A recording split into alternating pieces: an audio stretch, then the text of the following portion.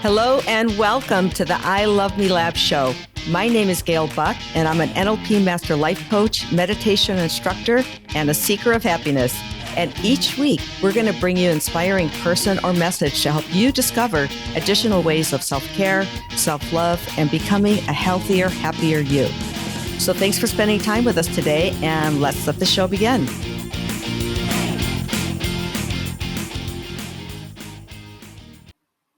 Hello. Hey, I have a little intro before my introduction of my next guest.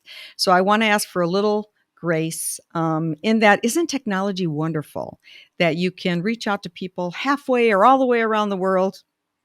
And as long as you have good internet, you can see them clearly and have clear conversations and gain all the insights and wisdom from all different kinds of people with all different kinds of backgrounds.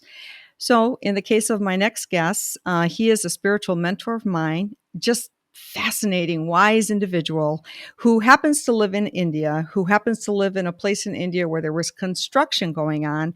And so the internet was a little bit challenging the day that we recorded this. Now the audio is perfect. So please, please, please listen. And I'm just giving you a little heads up that the video is not. The video could be much. It gets really strong at the end, but the video is a little choppy in the beginning. So please, I just ask for a little bit of grace and take time just to listen, because this spiritual mentor is very wise and very lovely, and I think that you'll enjoy this. So please go ahead and don't forget to hit the subscribe button below. I hope you enjoy this episode, and thank you for listening.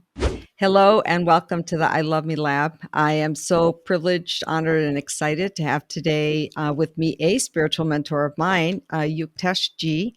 And I met Yuktesh, years ago, actually, in the United States during a meditation training, and then later on in India, where we continued learning meditation and getting certified as an instructor. And Yuktesh, welcome, and thank you so much for spending this time with us. Thank you for inviting me, Gail. It is wonderful to be here. Thank you for inviting. Sure. Now, I've kind of was Googling to see all the wonderful things that you're doing and you're creating. And when I met you, you were a monk.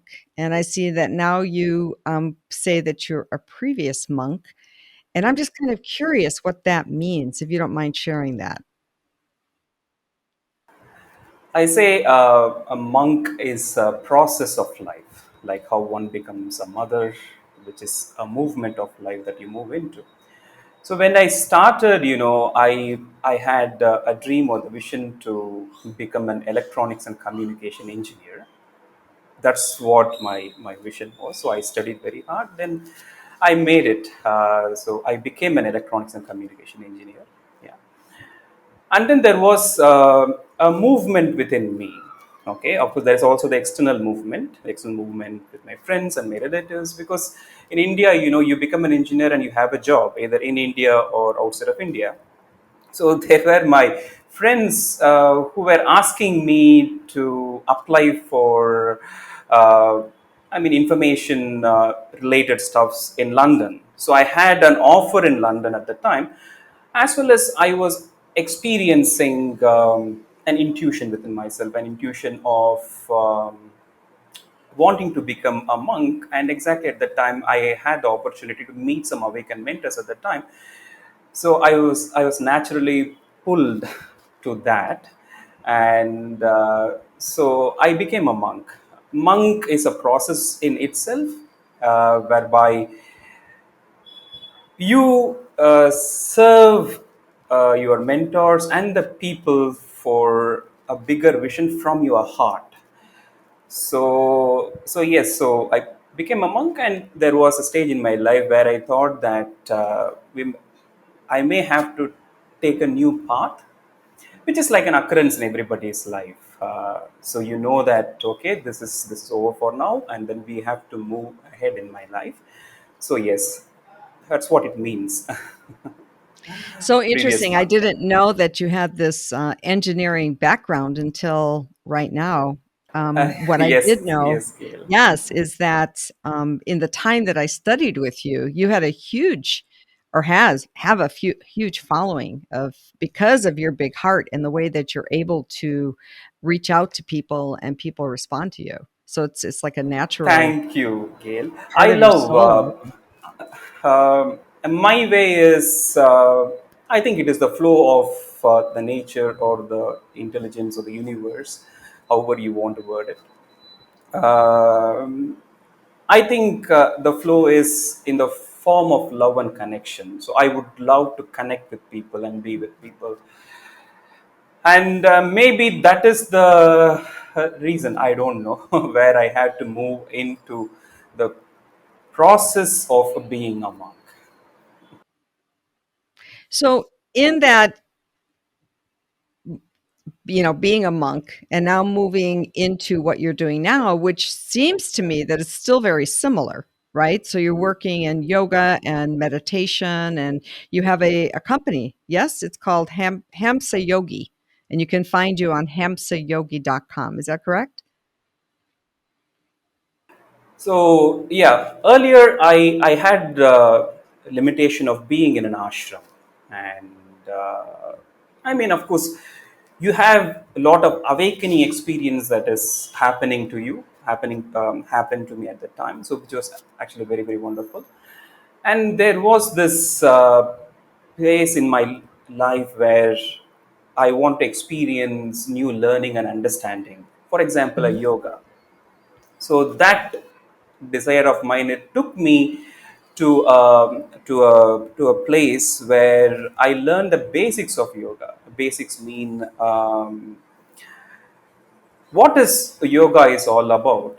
So which is kind of, it is a wish of the divine, I think, Mhm. where the both it is the inner world, okay, where I was doing meditations and teachings and etc, and to have this expertise of yoga with the understanding of what it is. So it is making the whole experience complete, as well as I'm learning also from American universities like UPenn, where I want to expand the knowledge a bit, where I want to know the latest research of what is happening there, whereby I can share more with my people. So it is a very interesting journey and a very interesting experience. I would say it is a learning, sharing, learning, experiencing, and offering that to people. So it's a wonderful So, journey. I would say it's a journey. Yeah. yeah, and in your practice, you use a lot of meditation, correct? You're still instructing on different meditation techniques.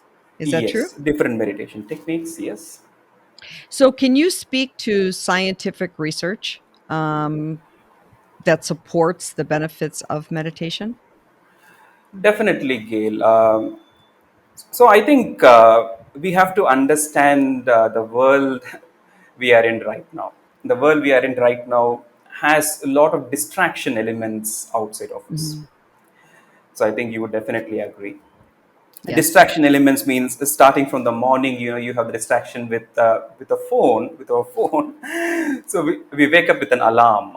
So so when we start the day, I would say that there's a complete disconnection with ourselves, with our body, and we are moving straight away into the work. Okay, so when you Mhm. switch on the phone, the immediate thing is you are actually moving into the work, and that is actually very much connected with the stress factor that we are in. What happened yesterday? Who messaged us, etc., etc. And from there, if you actually move into the various realms, various aspects of life, okay, being the mother or the father or a daughter or son, various realms of life or various aspects of life, there are the stress elements that you move into. Mhm.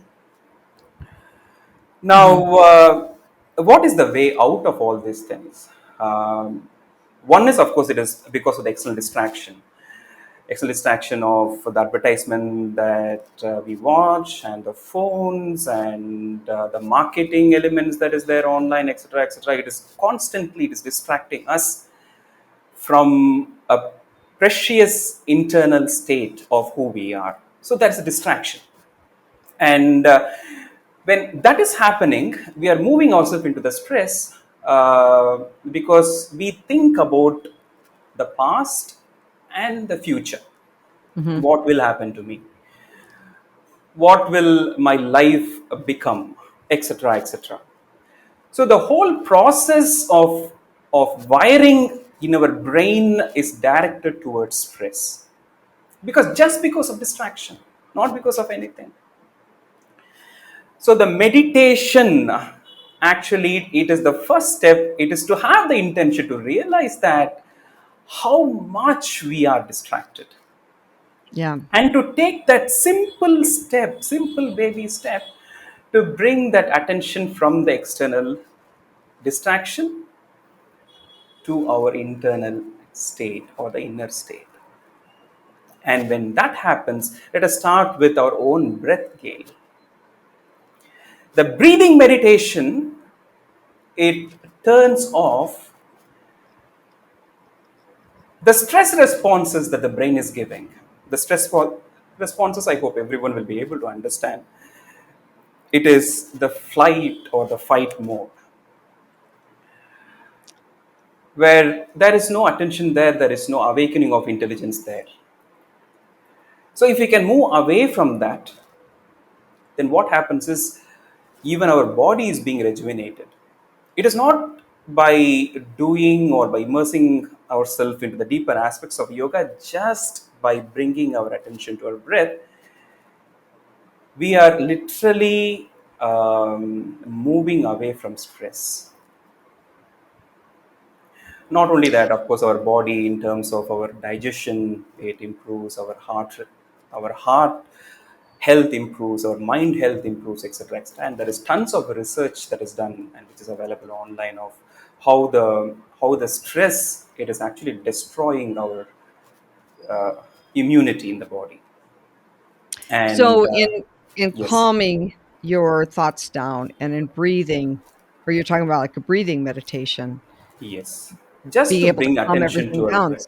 Yes, Right. So your body isn't in that stress mode. And when you're in the stress mode, and I don't know the pieces of it, but you emit more chemicals, right, that are harmful to you if you stay in that stress mode. yes, Gail.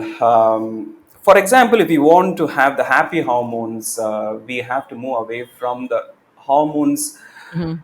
which induces stress in our body. And of course, this is very biological, but very intellectual understanding is, stress does not help us in any ways other than to destroy us. It is like, Right. what do you call, a dis-ease in the body. The stress is nothing but dis-ease in the body. Yeah. And I want Where to there repeat, is, I've heard that before. I like that. It's dis-ease, yeah, dis-ease. dis-ease in the body. Yeah. How by unhealthy habits of food that we eat, okay, how we take in toxins and how that is stored in the body.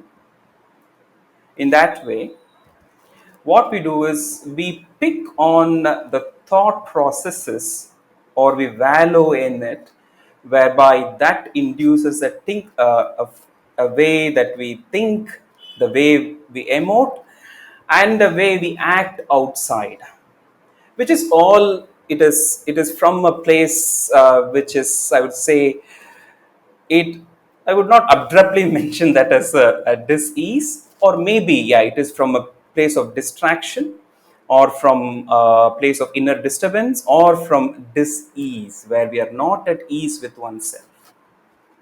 Right. Right. And I saw where in on a blog that you wrote, there was an article about, for example, also in being not living reactive. Let me Yeah, see if I correct. can, Correct. yeah, see that. It was so interesting, but it was about taking a moment to quiet and reflect. Oh yeah, the article name is "Do We Act or React in Our Journey of Life?" Perfect. Right? Perfect. And you Yes. spoke to the times that when we're in this, Yeah. reactive, stressful mode, that oftentimes we overreact. And if we are Correct. able to slow down and meditate or breathe or just quiet down and wait for the response in all likelihood is going to be different because the act that we believed was occurring is not often what was really recurring. Did that make any sense what I just said? Perfect, Gail. Here, So I think in this context, I remember a wonderful Buddhist story, Gail. So I think that is a wonderful example of our mind, and how when we are in the reactive state, Mhm. how we have to pause a bit. We have to pause until we are in the space, and then we move out of this reactive space where we attain mental clarity, and then you can act. So Buddha and his disciple, the story is the Buddha and his disciple, they walk to a place together, and then Buddha is thirsty, so he's asking his disciple for some water. So in those days, they have to look for a stream or a lake.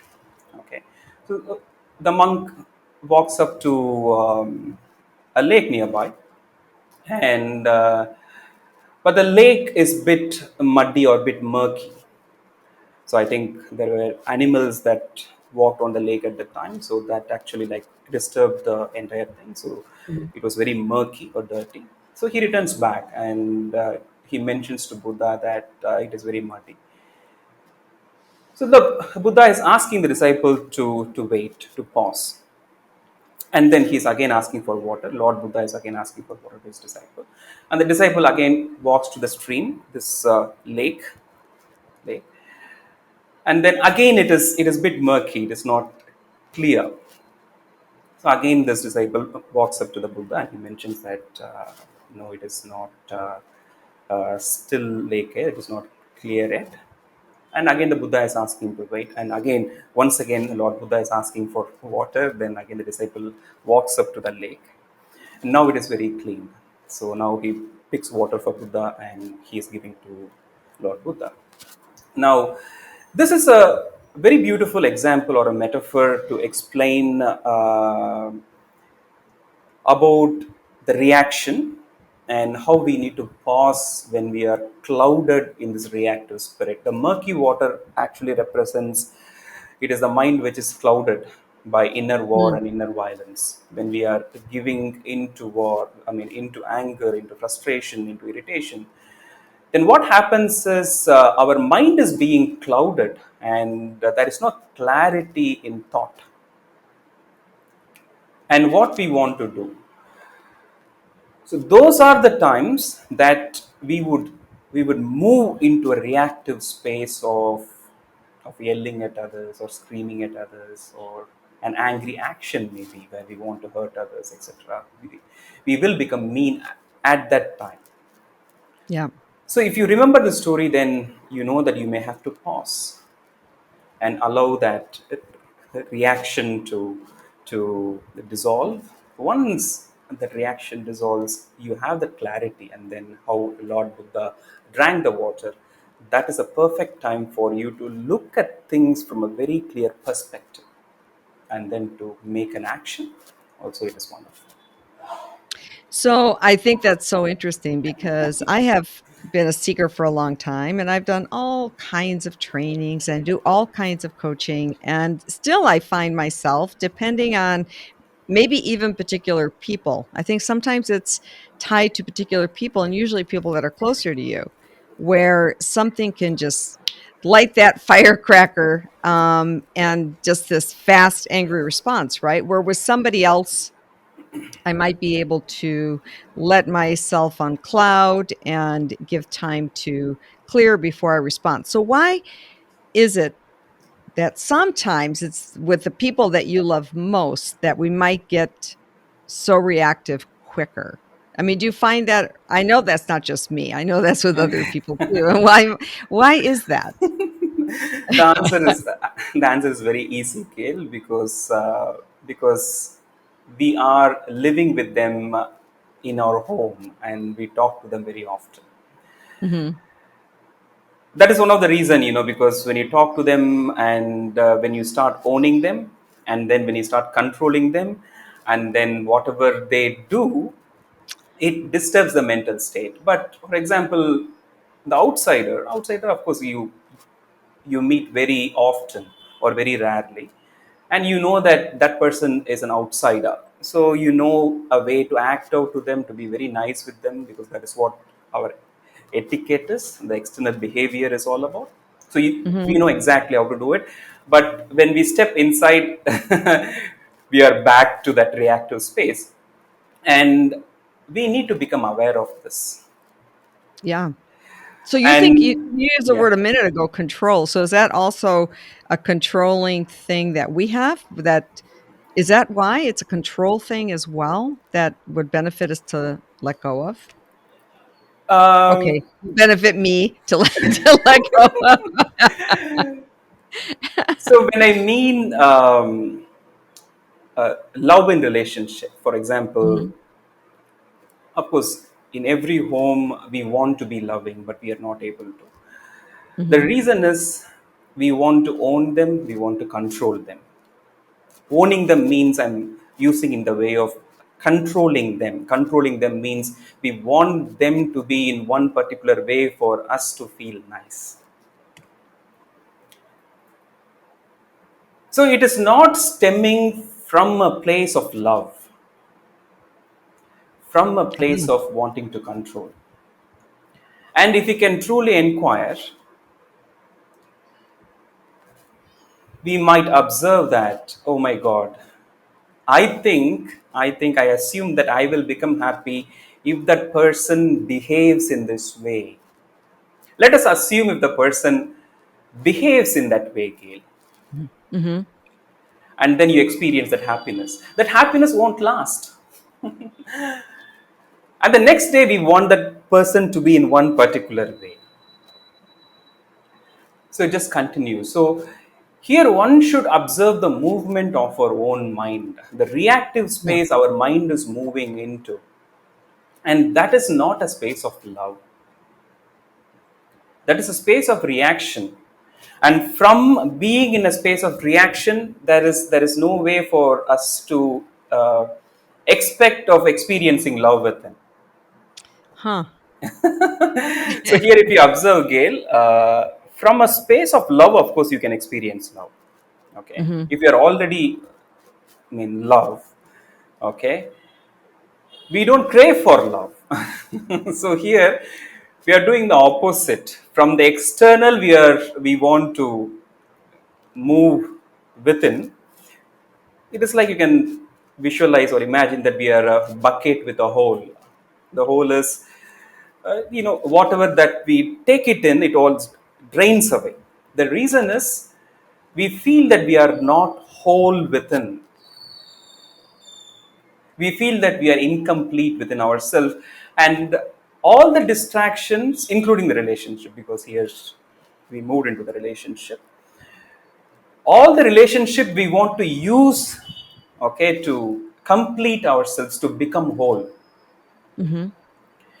So if you observe that, you will laugh at yourself because you are already whole, and only when you are in the space of love, that is when we can feel for the other and we can help the other.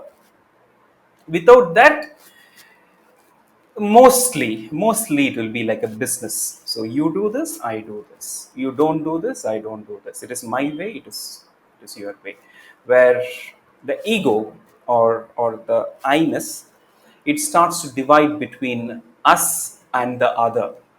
The moment Ah, there is an other, there is a division, and there is a war. It is not only in relationship but also the interesting. world around. That is the reason always discover love within before you share, before you are offering to others or you are expecting from the other.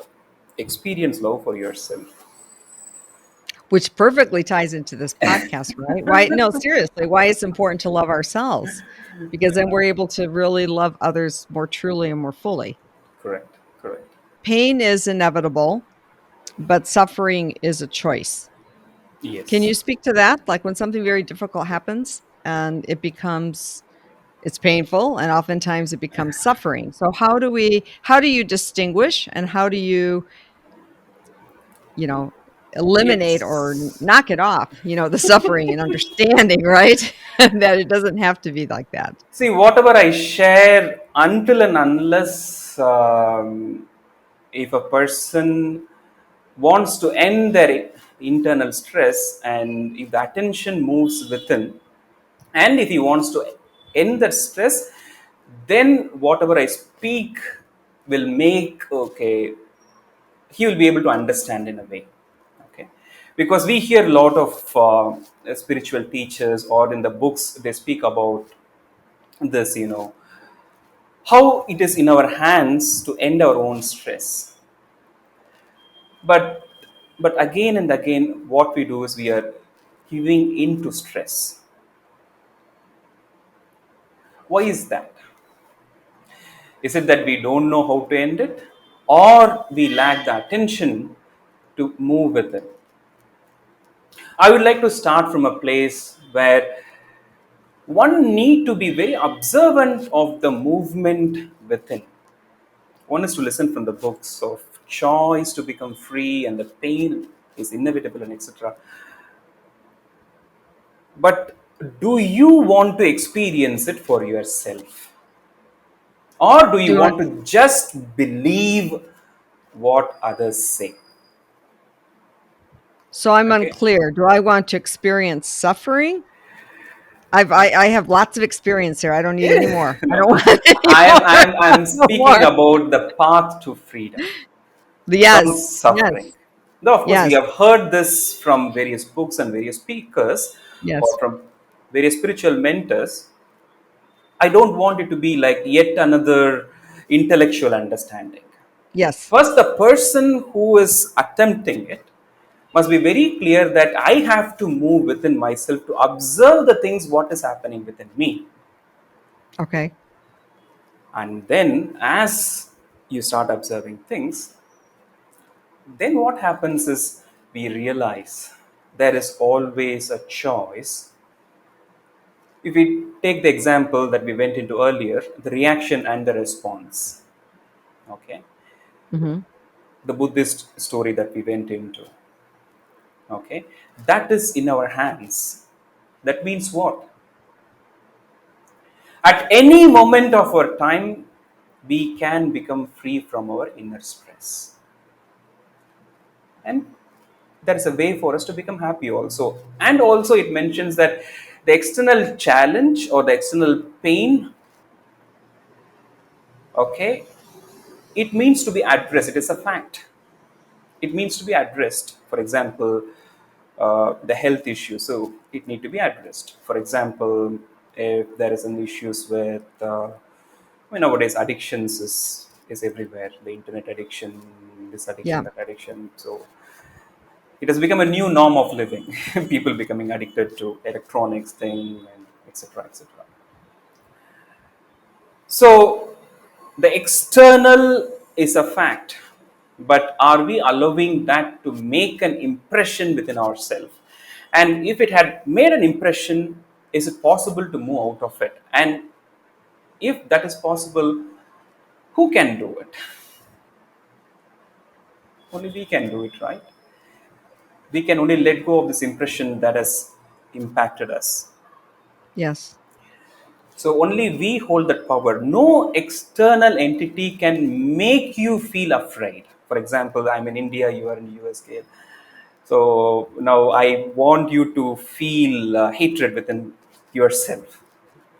Now, how much ever I make you to do, I mean, I explain some things, but nothing is happening to you within. So you have the power to sculpt your internal state. In the other way is you have the choice to let go of stress that is arising within you,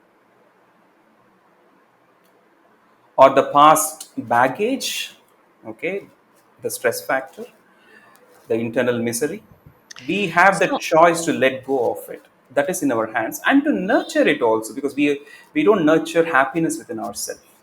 We take it for granted. yeah. Wow, I'm gonna write that down. Nurturing happiness within yourself because that's so important. right? Yeah, You want yeah, to feed that happiness. You want to love on that happiness. You want to yeah. feel gratitude for that happiness. Yes, yes. Wow, I love that. So, and that might be the answer to what I was going to ask you. Yeah, So, in my case, for example, and I know a lot of listeners have, maybe not the same story, but something similar, something that's in their life that is out of their control, that that they work with. So, for example, I'll just give you my example. I have a son who has a drug addiction and mental illness now, and all the things that go along with that, from jail to homelessness to all these things. And so for me, there's always this. In fact, I don't know if you remember when we were in India. I'm sure I'm crying, and the whole group actually did a meditation for my son at that time. This big group that was there. So for me, it's been this very long journey in how to find peace within myself while this person that I love so much is experienced this other reality that is, it doesn't go with how I think his life should be, right? It's almost yeah, like a living grief, sort of. yeah.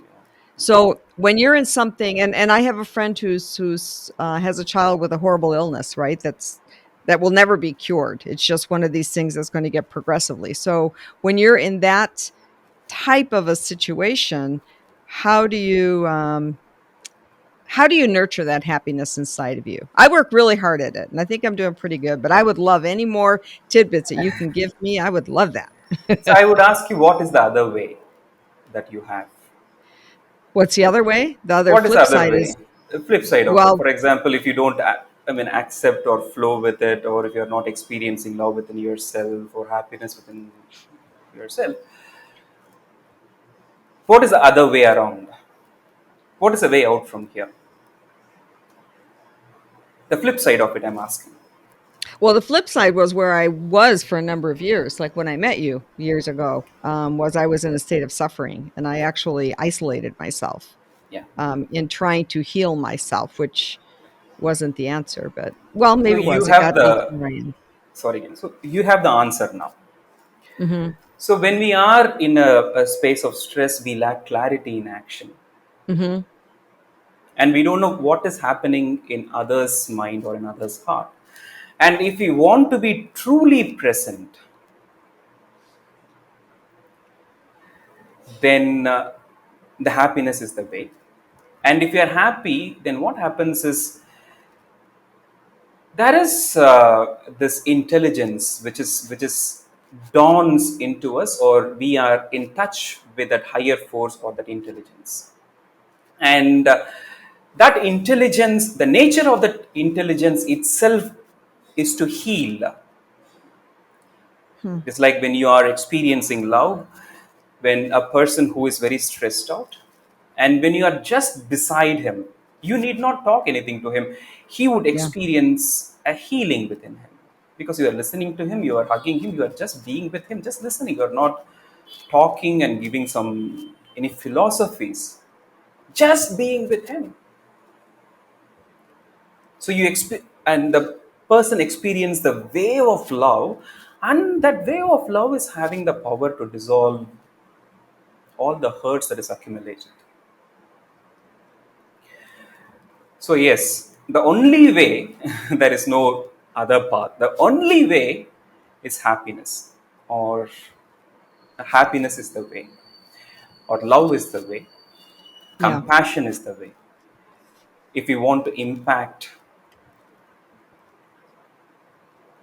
anyone in the family or our loved ones, this is the way.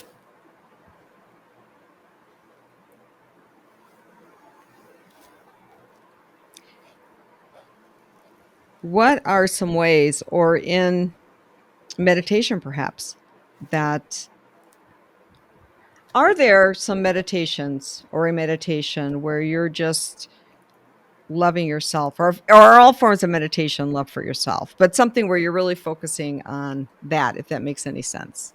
Yeah. Like One a is to drink of water, you know? sure, sure, sure. One is to just to recognize the blessing that we have. If you just take it as a word, then we will not move in depth into it. The blessing, I mean that we have eyes, we have nose, we have the the speech organ, we have hair, we have the intelligent body that is working. Not only this, the entire lively earth, Mother Earth around. So without water, we don't exist. Without air, we don't exist. It is like for the Mother Earth, we are living inside a room. Mhm. So to awake to this reality, how blessed we are. How blessed we are. Just to feel it,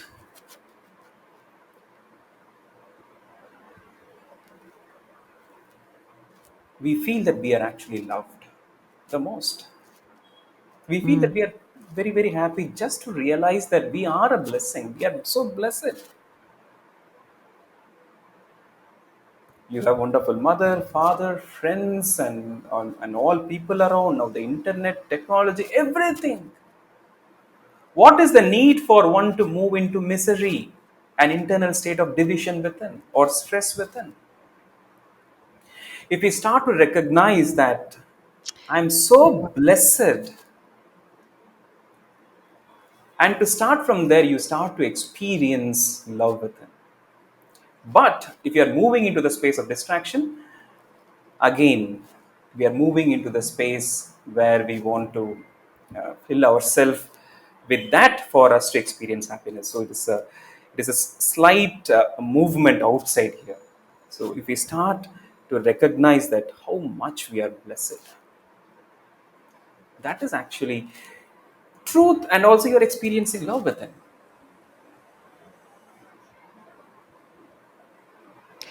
So, what you said was beautiful, and something that I heard or interpreted in what you said also is that when we're in misery, we're moving into a place of division, right? When we're in love, we're moving into a place of Yeah, together. togetherness. Yeah, because it's within Yes. as well as outside. Outside, because that's the reason, in Huh. meditation or love, that is very, very important. That's what I mention to my people that I'm meeting. Compassion is the way, love is the way, happiness is the way. There is no other way out. Because when the internal world is stemming from that space, you are moving in a right direction to achieve your vision and passion. Maybe it is towards healing, maybe it's towards achievement, maybe you want to create a ripple effect in the world. Whatever that is, happiness is the way, compassion is the way, love is the way. It is not some knowledge that you take from outside. We being love, we experiencing love is the way.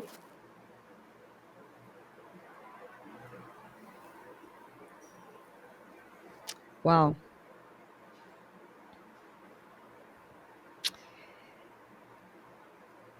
I also saw where you have an article on the benefits of right meditation. What is right meditation?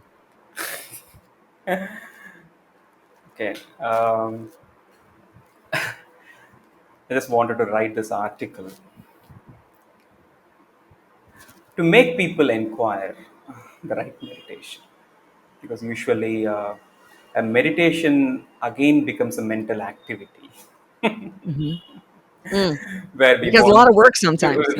reach a place where you are actually moving into this place where you want to reach love, or you want to reach compassion, or you are listening to an application, an app, and then the app is for you to experience peace within yourself, so you are waiting for that experience to listen.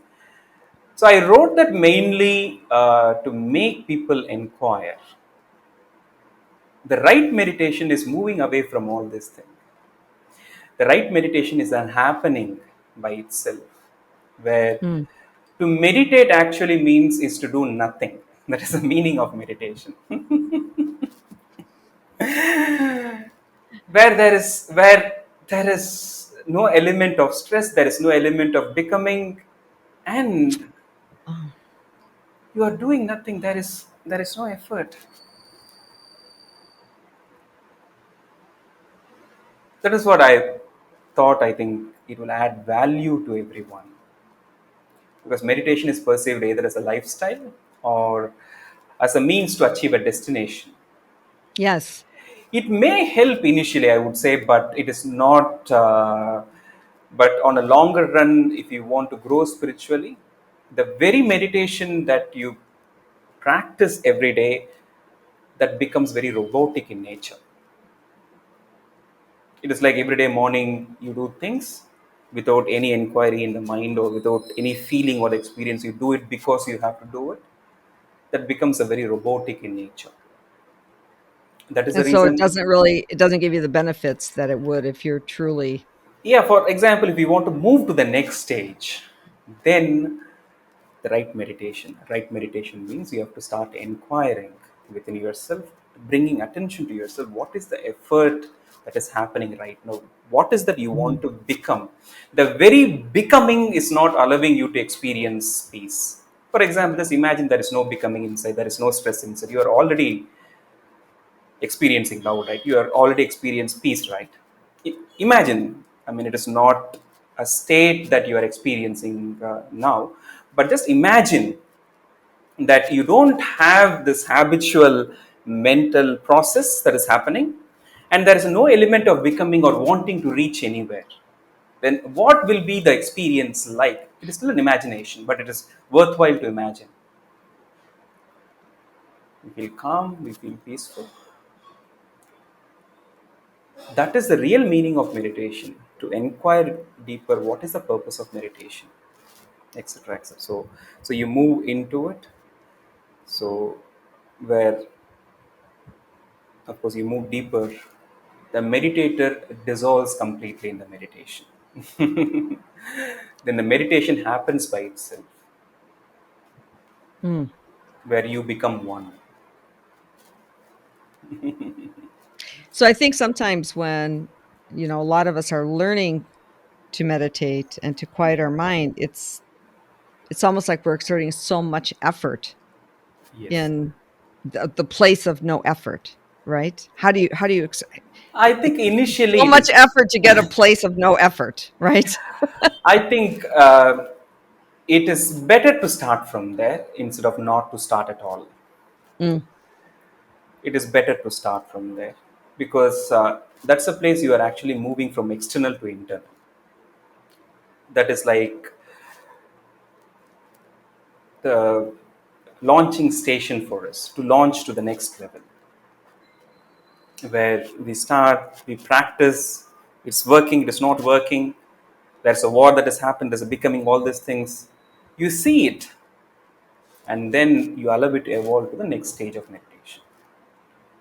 And of course, it happens through practice. yes.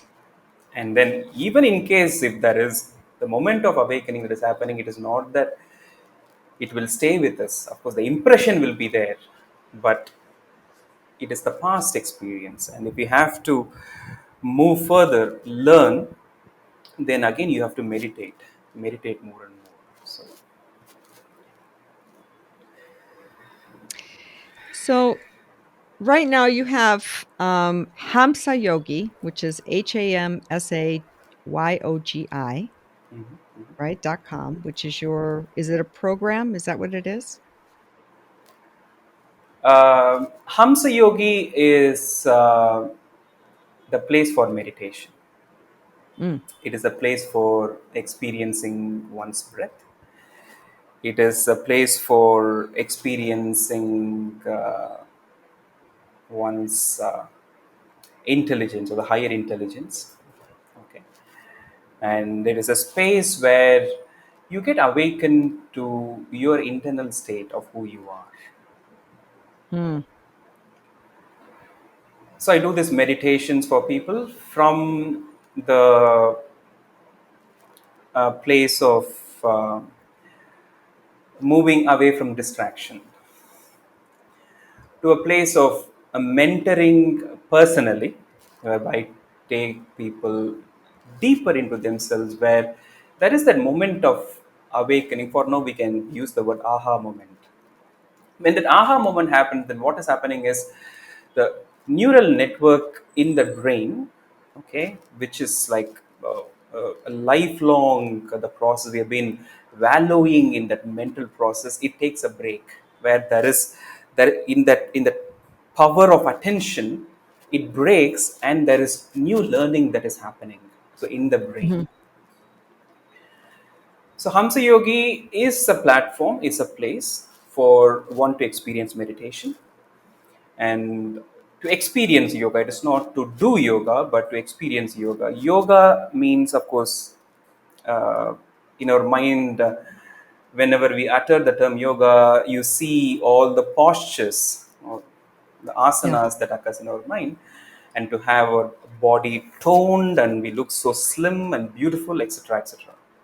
But actual meaning of yoga is to be one. Is to be one what? Is to be one. Yoga One. means is to be one. Okay. Mhm. So when we do yoga, when I teach yoga, so we use the bodily movement to still the mind. Hmm. And that is the place where you experience oneness. That is the place of attention, a space of awareness. From there,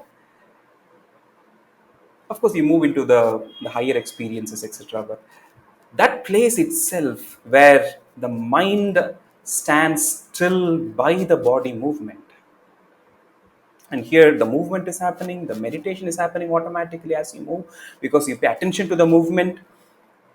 And as you're continuing this, then what happens is,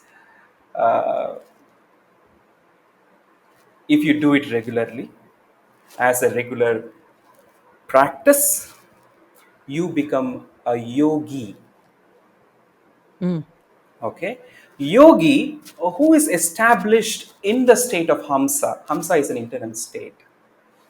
It's a state of stillness.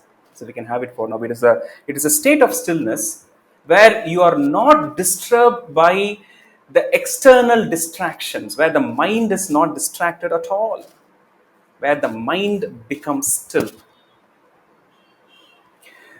So yes, the Hamsa Yogi is a place where uh, so I do meditations and then yoga with a very specific purpose, and then a deep processes of one-on-one mentoring, and combining all my knowledge and my experience, what I've learned from UPenn University or American University, as well as from the ancient Vedic text that of course I'm exposed to and learning and experiencing a lot now, as well as from my mentors with whom I have learned earlier. So everything Mhm. flows.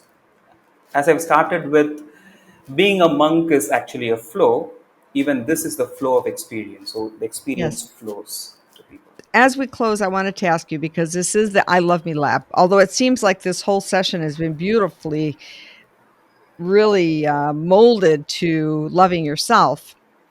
But if there were one thing that you were going to tell the listeners, one thing that they could do to love themselves even more, to become aware of their self love, what would that one thing be? This was I've already mentioned to everyone. It is the space to experience how blessed we are. We are already blessed. And if we can realize that, which takes a bit of effort from all of us, okay, to move away from the external distraction, to move within. If we can do that,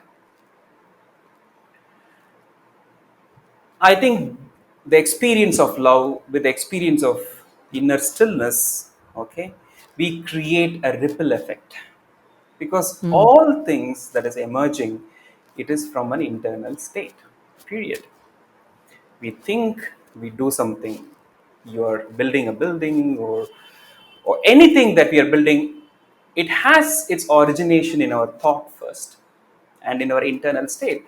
And if our state is peaceful, if our internal state is happy,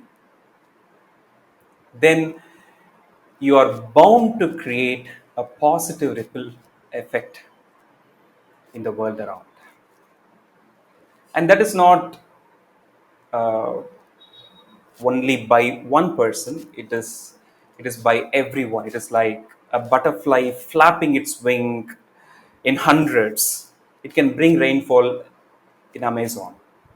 Mm. Okay, it is like that. That ripple effect, we have to create it because the world needs it right now. Our family needs it right now. So, number one is to move away from the distraction, and number two is to recognize that we are already blessed. We are a blessing. Once we know that we are blessed, then automatically we are bound to create that ripple effect emerging from this internal stillness or this peace or joy or bliss or whatever.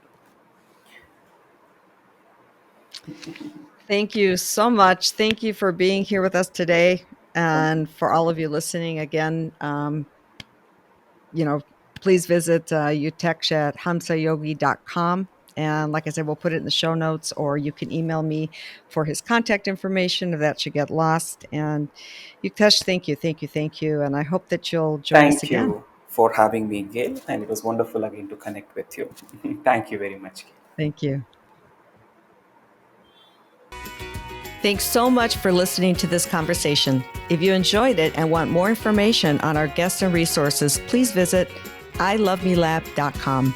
And please, if you enjoyed this episode, remember to subscribe and share with a friend. Hey, there's more great episodes to come. So until next time.